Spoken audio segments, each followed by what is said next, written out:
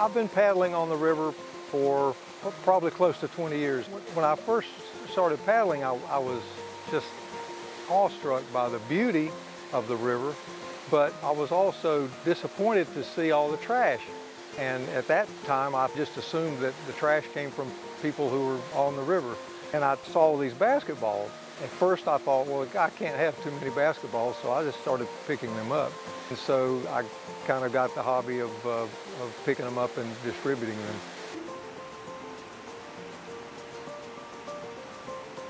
And I just passed 18,000. 30 to 40% are basketballs, but I also found soccer balls, volleyballs, footballs, softballs, baseballs, everything but golf balls. Golf balls sink.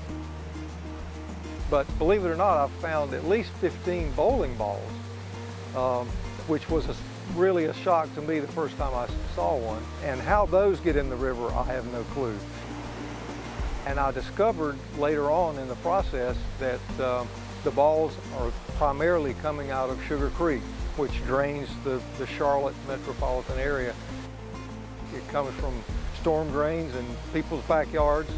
I had one ball that a fella had received for a Christmas present when he was a kid, and his children were playing with it beside Little Sugar Creek, and a storm came up and they ran inside, and when they came back, the ball was missing.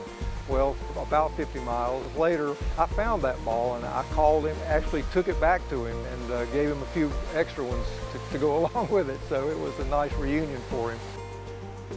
The balls are indicative of everything that comes into the river. Plastic is another big culprit, plastic bottles, and there's always a lot of those. I talk to kids sometimes when I take them to a class to donate them, and I always talk to them about the importance of not allowing things to wash into the river.